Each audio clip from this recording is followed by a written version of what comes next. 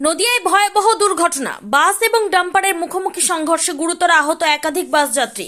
আহতদের নিয়ে যাওয়া হয় কৃষ্ণনগর শক্তিনগর জেলা হাসপাতালে। ঘটনাটি ঘটেছে কৃষ্ণনগর তারামা মোড় এলাকায়। প্রত্যক্ষদর্শীদের মতে শনিবার সকালে কৃষ্ণনগর থেকে বাবলারিগামী একটি যাত্রী বোঝাই বাস 12 নম্বর জাতীয় সড়কে উঠে সঠিক রাস্তাতে না গিয়ে উল্টো দিকের রুটের রাস্তায় ঢুকে পড়ে এবং তখনই কলকাতা থেকে বহরমপুরগামী একটি ডাম্পার সজোরে ধাক্কা মারে বাসে। ঘটনাস্থলে সঙ্গে সঙ্গে গুরুতরভাবে আহত হয় একাধিক বাস যাত্রী। এলাকাবাসী সূত্রে খবর, বাস রং রুটে যাওয়ার কারণেই সাত সকালে এত ভয়াবহ দুর্ঘটনা। যদিও এই ঘটনার পর বাসের চালক এবং ডাম্পারের চালক পলাতক। ঘটনার খবর পেয়ে ঘটনাস্থলে পৌঁছায় কৃষ্ণনগর কোতোয়ালি থানার পুলিশ এবং স্থানীয়দের তৎপরতায় আহতদের নিয়ে যাওয়া হয় কৃষ্ণনগর শক্তিনগর জেলা হাসপাতালে। সেখানে গুরুতরভাবে আহত হয়ে চিকিৎসারত রয়েছে একাধিক বাস যাত্রী। নদিয়া থেকে প্রসেনজিতের রিপোর্ট, ডেইলি নিউজ।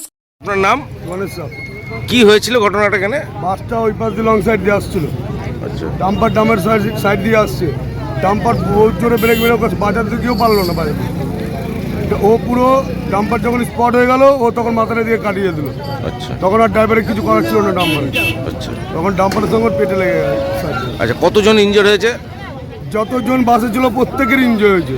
তার মধ্যে একজনের পা পুরো ভেঙে গুড়িয়ে দিচ্ছে, মানে যে সামনে বসছিল। আনুমানিক কতজন ছিল বাসে? বাসে তাও অনুমানেও গোটা 20 জন। আচ্ছা, এই বাসটা কোথা থেকে কোথায় যাচ্ছিল? এটা বাবলারি বাস, কৃষ্ণনগর বাস স্ট্যান্ড থেকে আসছিল। এই জায়গাটার নাম কি? এটা টার্গেট তারামার সামনে। আচ্ছা, আপনার নাম? গণেশ সাহ।